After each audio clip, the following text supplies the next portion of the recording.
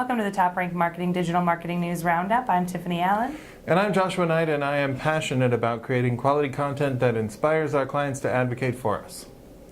That is a mission statement. That is my LinkedIn summary. Go on. Well, I thought that we should talk a little bit about LinkedIn summaries because LinkedIn has introduced a new tool that will optimize your profile a little bit for you. Wow. Yeah, it's called LinkedIn Suggested Summary. Guess what it does? Suggests a summary. It does. It does. So if you're not familiar, the LinkedIn summary is the little bit up top. It's one of the first things that people see when they look at your account after your picture, which you should definitely have one. And the summary is something that should be your elevator pitch for yourself. Should be engaging, should be SEO optimized, and it should be written toward your target audience.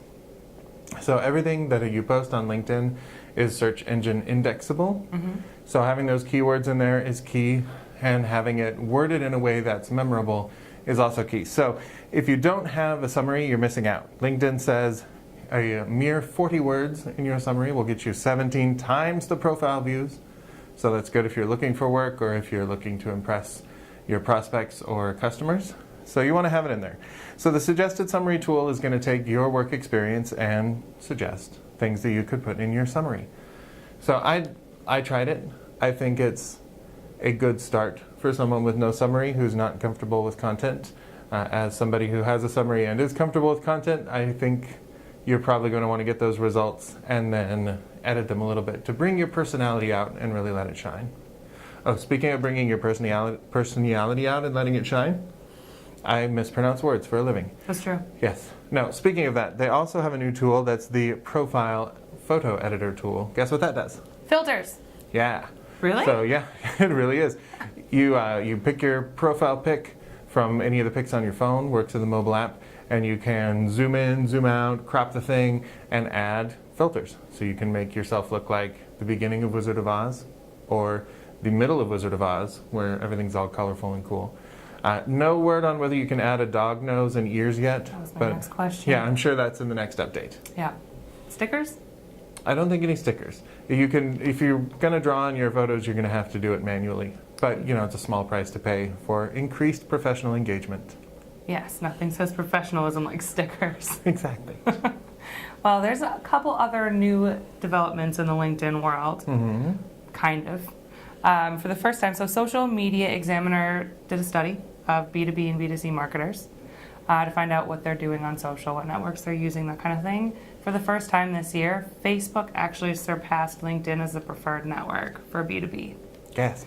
Which is interesting, but not really that surprising considering all of the new business features that Facebook has been adding for targeting and different kinds of services like shops and those kinds of things that really help with e-commerce. But especially for B2B, that's just kind of shocking, right?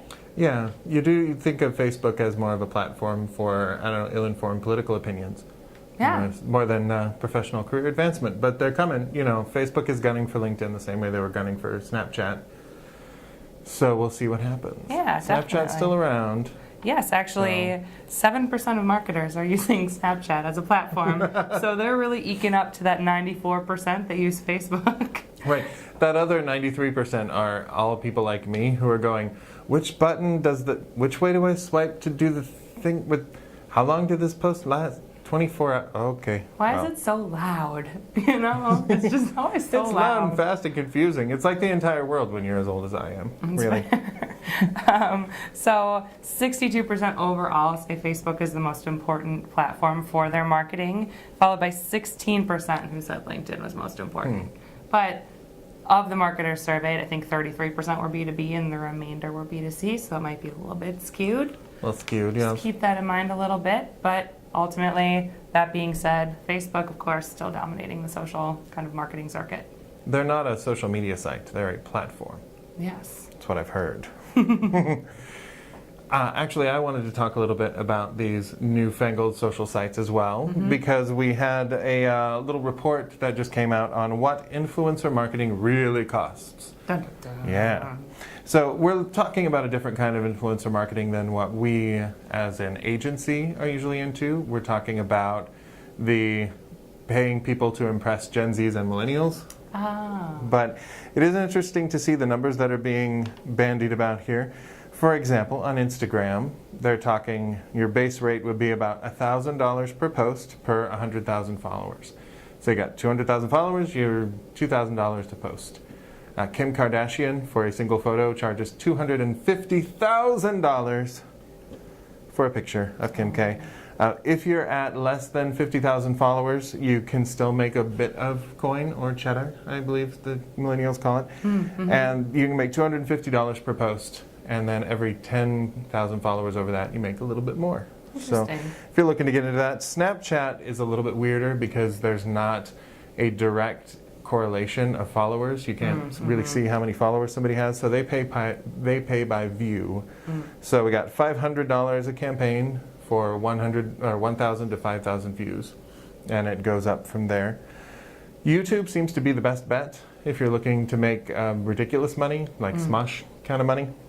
Do you know what a Smosh is? No idea. He's a guy with a haircut that's kind of like a haystack and a bucket, and he gets $1 million per, he's got, millions. So YouTube, you get $2,000 as the base rate per 100,000 followers, and that can change depending on your subscriber count, the time that people are actually spending watching the videos, and the industry that you're in. For example, if you're doing makeup tutorials and you have several 100,000 followers, you basically own everybody, and you can buy and sell them. So if you need me, I will be testing different kinds of drugstore foundations for my YouTube channel. I don't think that's a good plan. I mean, it's just not good for your skin. Oh, then I will be testing makeup removers in my follow-up video. Got it. That, it's a strategy. It's a network. Just test on your neck, you know? Just pro tip. In other news, last week, Google announced plans to build an ad filter into Google Chrome. No. Much to the chagrin of many publishers who kind of rely on that ad revenue to pay for their sites. Yeah, it's the little things. So there's a kind of a big debate going on in the industry right now about whether Google should be that gatekeeper or not. But it's just the intrusive ads. So it's those full-page pop-ups where you're trying to read a thing about the best drugstore foundation that your best friend Josh wrote, and you're going, and all of a sudden there's this really big ad, and it's very intrusive.